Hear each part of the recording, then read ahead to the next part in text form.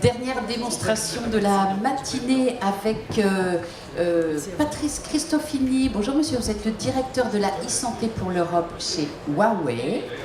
On vous écoute. Merci. D'abord le grand plaisir d'être ici. Bon, j'ai fait déjà une intervention ce matin, mais je voulais un petit peu rapidement vous montrer un petit peu ce que fait le groupe Huawei dans le domaine de la santé. Alors d'abord, pour un petit peu avancer, je vais aller assez vite, mais très très vite quand même. Je refais une petite image parce que on a beau être une multinationale chinoise de 150 000 personnes et de 40 milliards de dollars de chiffre d'affaires avec une présence dans 130 pays, on a encore besoin de se faire un peu connaître en Europe. On est en Europe quand même depuis plus de 10 ans, mais sur l'activité santé, on a démarré il y a 2 ans et demi, date de mon arrivée. Alors, retenez, les messages sont très rapides pour Huawei. D'abord, c'est une entreprise privée. Beaucoup de gens disent oui, c'est chinois, c'est l'État. Non, non, c'est une des rares entreprises privées, mais elle a comme originalité d'avoir un actionnariat détenu par les salariés chinois. Mais c'est une entreprise privée. La deuxième chose, c'est Huawei, c'est un poids lourd de l'innovation. Son moteur, c'est l'innovation. Pour vous donner une idée, plus de 12% des revenus annuels sont investis en R&D. On a quand même sur 150 000 salariés, 70 000 chercheurs. C'est énorme. Donc vraiment le moteur de l'innovation télécom, Huawei est parfaitement bien placé. Et puis troisièmement, on est un leader de l'industrie numérique. Et on va considérer d'ailleurs actuellement comme un des numéro 1 mondial en termes de chiffre d'affaires. Alors, présent en 170 pays, ça j'ai dit, je vais aller vite. On a 3 grandes divisions chez Huawei. Donc en fait, les opérateurs téléphoniques nous connaissent très bien. On travaille avec tous les grands acteurs. En France, Orange, SFR, Bouygues travaillent avec Huawei. Mais c'était le métier historique. Et depuis 3 ans, Huawei dit j'arrête de fabriquer ou de donner mes équipements en marque blanche. Et maintenant, je m'affiche sur le marché et je vais développer 2 autres divisions. La division entreprise, dans laquelle se trouve l'activité santé, puisqu'on sait que quand on fait de la santé, il faut délivrer un service qui va composer l'infrastructure, le logiciel et un service in fine. Donc on développe l'activité entreprise et on développe une 3e division qui est la division consumer où Huawei va affirmer sa marque. C'est-à-dire on est comme IBM il y a 10 ou 15 ans, vous allez voir maintenant régulièrement des téléphones Huawei, des tablettes Huawei, on va s'afficher de plus en plus. Là, vous avez la répartition du chiffre d'affaires. Je vais aller un petit peu vite parce qu'on est là pour parler innovation. Donc l'arrivée de Huawei, ça vous montre un petit peu le démarrage très intéressant. C'est une très belle success story. Campagne chinoise, ville chinoise, internationalisation. Et actuellement, leader mondial est présent dans plus de 150 pays. Avec la rapidité du déploiement. Beaucoup de R&D, ça j'ai dit. Alors, dans la santé, nous, on a une approche assez originale. Et moi, j'ai cette chance d'avoir pu aller me balader sur les marchés asiatiques. Parce que quand on parle de e-santé, on parle beaucoup de ce qui se fait en France, aux États-Unis, en Europe, et puis blackout sur ce qui se passe en Asie. Et ça a été un petit peu un des challenges. Donc, on est en fait sur 2 grands marchés Huawei. Le premier marché, c'est l'infrastructure, les réseaux, les équipements, et on sait très bien qu'on est confronté à un marché où il faut décloisonner les hôpitaux, les faire parler, les faire sortir par de l'usage, par des métiers, par des choses que les professionnels de santé utilisent. Donc on va se positionner sur ce marché-là. Le deuxième marché où on va se positionner, et qui est assez nouveau pour un équipementier, c'est tout ce marché de la santé mobile, du mobile health, de la médecine personnalisée, enfin tous les noms que vous pouvez trouver, mais l'idée c'est comment je prends la donnée de quelqu'un en mobilité, chez lui, à domicile, et je l'envoie à un professionnel de santé, chez lui, à domicile, à l'hôpital, voilà. Et sur ce marché-là, on est légitime, puisqu'on est numéro 3 mondial en vente de smartphones et de tablettes, en solution Android. Et donc on va beaucoup pousser ce domaine. Le marché qui nous porte le plus est évidemment le marché chinois, mais maintenant on arrive en Europe avec de très fortes progressions. Alors, Huawei dans la santé, quand j'ai ouvert ça, témoignage, c'est énorme. Plus de 3300 projets en Chine, des hôpitaux en mode cloud, des districts de la taille de 2 États complètement en plateforme, unifiés avec le réseau, le data center, des applications de télémédecine avec de la visioconférence absolument monstrueuse, déployée sur plus de 100 établissements, avec des gens qui pratiquent. Donc ça, c'est quelque chose qui, c'est le blackout en Europe, on ne sait pas. Et quand on fait venir des clients et qu'on les fait visiter, c'est vraiment extrêmement intéressant. À part ça, une présence dans plein d'autres pays et une Europe. Sous mon pilotage, en 2 ans et demi, on a percé dans 5 pays, on a une trentaine de projets. Dont 4 en France, très innovants, dont j'essaierai de vous parler un petit peu. Ça, c'est un peu le catalogue Huawei. Je suis obligé de vous en parler très vite. Mais Huawei, c'est en gros tout ce qui va être réseau. 3G, 4G, antenne, Wi-Fi, LAN, network, fibre optique. C'est notre métier, on bosse avec les opérateurs depuis tellement longtemps et ils ont l'habitude de travailler avec nous.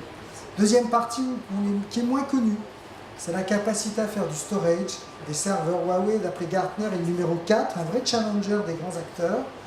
Et on développe beaucoup tout ce qui va être cloud. Pourquoi? Parce qu'on a une stratégie à long terme de big data et de cloud. Pourquoi? Parce que entre la médecine génomique, les biotech, le suivi des maladies chroniques, imaginez-vous le nombre de données qui va circuler.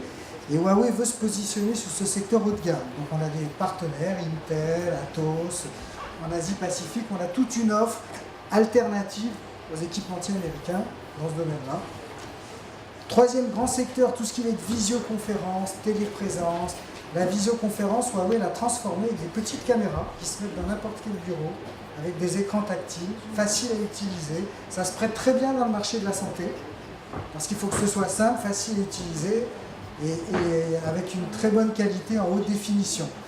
Je pourrais aller beaucoup plus loin, mais ce qu'il faut que vous compreniez, c'est que dans la santé, nous, on est dans la partie équipement intelligent. Il faut qu'on s'allie, on a toujours des partenaires pour le software et pour le middleware. Pour développer une solution, et c'est ce que je dis ce matin, vous ne pouvez pas être tout seul. Il y a un déploiement de e-santé, c'est une chaîne de partenaires. Mais ce qui est clé, c'est votre choix d'infrastructure et d'équipement et de réseau. Si vous vous êtes trompé au départ, vous ne pourrez jamais monter en puissance. Votre projet restera toujours un beau pilote et il mourra de sa belle mort. Ce qui est souvent le cas en Europe. Alors que notre vision, nous, en Chine, c'est que quand on prend le temps de déployer les infrastructures avec les meilleurs technos, quand il faut déployer du mobile diabète sur 200 000 personnes, on le fait. Voilà. Je vais aller très vite sur les offres. Sachez qu'on est fait sur les 3 secteurs. Quelques slides. Une cabine de ici, vous êtes à Shenzhen. Vous visitez notre siège social, notre centre de R&D. Vous avez une très belle cabine de télémédecine. Vous pouvez vous installer. Il y a un identifiant unique. Et en Chine, par district, sur une carte, vous vous connectez. Vous avez 3-4 devices médicaux. Et vous pouvez commencer à envoyer. Donc c'est un démonstrateur, puisqu'on est confronté au problème, en Chine, de population, 700 millions d'habitants dans les campagnes, et aussi des problèmes de vieillissement de population et de mauvaise répartition des ressources. Même problème qu'en Europe. Alors quelques grands projets, je vais aller très très vite. Ça c'est un projet, alors je voudrais revenir en arrière. Bon, il y avait un premier projet que vous n'avez pas vu, c'est qu'on a commencé à équiper le groupe Corian avec Orange, donc on les équipe en visioconférence. On a déployé 15 établissements, ça tourne. On va accélérer avec ce groupe dans le cadre de leur déploiement international. Deuxième projet, celui-là, il va faire beaucoup de bruit, il est parti par l'usage. C'est en Vendée, en pleine zone rurale. On est partenaire d'un consortium et on commence à équiper pharmacie, que j'ai visité, que vous voyez en photo à Comquier.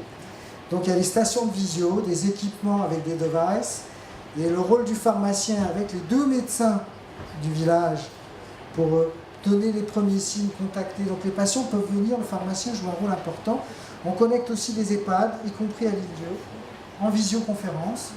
Et l'idée, c'est de permettre aux patients en maison de retraite d'aller téléconsulter soit un gérontologue à l'hôpital, soit un dermatologue. Pour l'instant, on fonctionne avec 2 disciplines.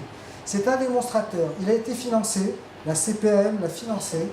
Pourquoi? Parce que dans le consortium, il y a un mode de télépaiement à distance de la carte professionnelle de santé qui est testé. Si ce projet se poursuit, on espère une réplication nationale. Ça, c'est un beau projet. On travaille avec une start-up qui a été primée ici l'année dernière, à Decotech.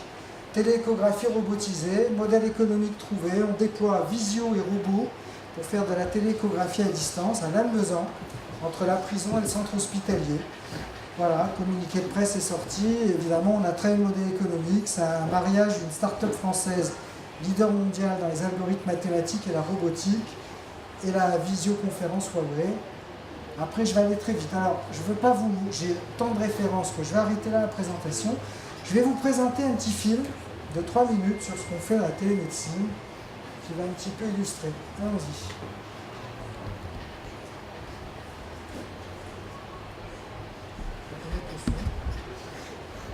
Mettez un petit peu le son.